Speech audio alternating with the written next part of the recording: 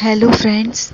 आज मैं आपको सुनाने जा रही हूँ एक ऐसी हॉरर स्टोरी जो 15 साल पहले हमारे साथ घटी थी, जब हमारे मामा की डेथ हो गई थी और इस वजह से हम सब गोवा चले गए थे।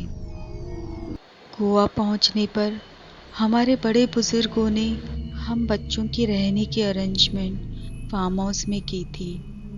12 दिनों के लिए वो फार्म हाउस रेंट पे लिया था। दिन भर हम मामा के घर पे रहते थे और जैसे ही रात होती थी हम सब फार्म हाउस में सोने के लिए निकल जाते थे।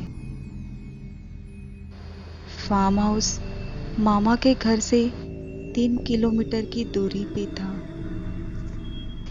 सुबह फार्म हाउस बहुत ही खूबसूरत दिखाई देता था, लेकिन जैसे ही रात हो जाती थी वही फार्म हाउस बहुत ही डरावना लगता था।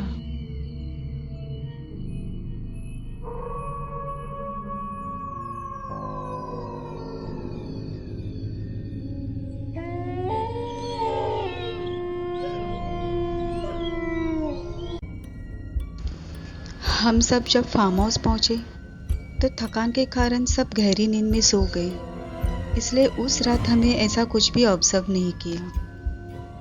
दूसरे दिन सुबह फ्रेश होकर हम सब फार्म हाउस से अपनी गाड़ी लेकर मामा के घर जाने के लिए निकल पड़े। पूरा दिन हमने मामा के घर पर बिताया और रात का खाना खाकर फिर से हम सोने के लिए फार्म हाउस जाने के लिए निकल पड़े।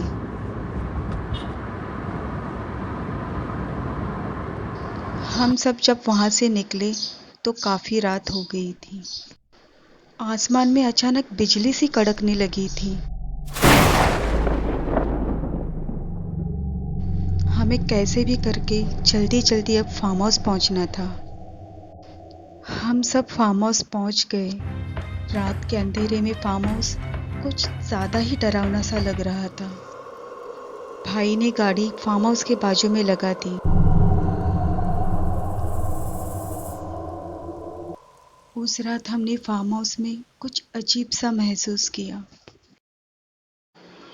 रात भर हमने गेम्स खेले और फिर बातें करते करते हमें कब नींद लग गई पता ही नहीं चला और हम सोने चले गए।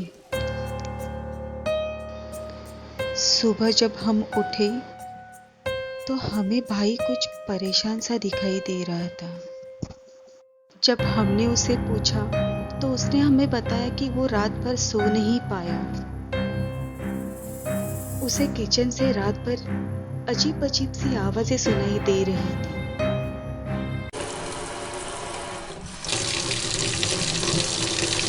अचानक उसे किचन से अजीब अजीब सी आवाजें सुनाई दे रही थी। वॉश बेसिन से पानी गिरने की, बर्तन गिरने की आवाजें, जैसे कोई चीजें यहाँ वहाँ कर रहा हो। ऐसा फील हो रहा था जैसे किचन में कोई तो है और वो उसे अपनी मौजूदगी का एहसास करा रहा हो। उसे हिम्मत नहीं हो रही थी कि किचन में जाकर देखने की। किचन जहाँ पर हम सोते थे उस बेडरूम में लगकर ही था, इसलिए जो भी आवाज़ें आती थी वो साफ साफ सुनाई देती थी। हमने भाई से कहा, जब आज रात हम सोने आएंगे तो हम भी रात को देर तक जागेंगे। और हम सब बहुत एक्साइटेड थे ये सारी चीज़ें महसूस करने के लिए। लेकिन हमें क्या पता था कि आगे हमारे साथ और कौन कौन सी मुसीबत आने वाली थी।